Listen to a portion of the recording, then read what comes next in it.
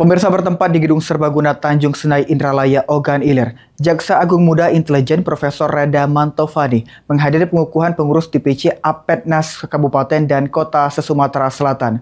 Kegiatan ini merupakan bagian dari upaya Kejaksaan Agung dalam mendukung penguatan program prioritas nasional melalui optimalisasi pengawasan di tingkat desa.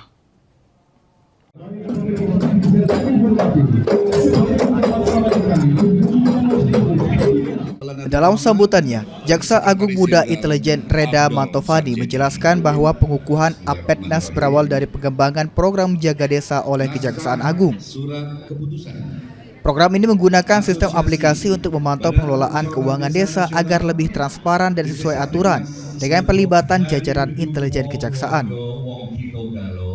Namun, mengingat luasnya wilayah dan banyaknya desa di Indonesia, Kejaksaan Agung menilai perlu adanya sinergi dengan Badan Permusyawaratan Desa atau BPD sebagai pengawas di tingkat desa. Maka, dibentuklah Asosiasi Badan Permusyawaratan Desa Nasional atau Apetnas yang berfungsi memperkuat pengawasan dan memastikan tata kelola desa berjalan sesuai ketentuan. Reda Mantovani menegaskan, keberadaan Apetnas juga mendukung optimalisasi program Jaga Desa serta berbagai program prioritas nasional, seperti makan bergizi gratis dan program Indonesia Pintar. Melalui sistem pengawasan yang terintegrasi, laporan dari desa diharapkan dapat langsung terhubung ke Kejaksaan Negeri hingga Kejaksaan Agung RI, sehingga pengawasan menjadi lebih cepat, transparan, dan efektif. Kerjasama dengan bentuk Apetnas asosiasi mana BPD ini adalah untuk kita bisa mereka ini teman-teman BPD bisa mendukung kejaksaan dalam menata membuat tata kelola keuangan desa yang baik. Gitu.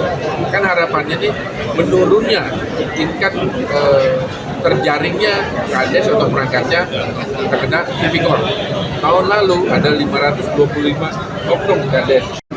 Itu ada QRIS, scan, kita kasih stiker. Nah, ini yang lebih jadi kita berikan kepada para penerima manfaat, ya QRIS itu. Jadi kalau setelah di scan, itu akan muncul bentuk laporan. Ahmad Ramawi, PAL TV.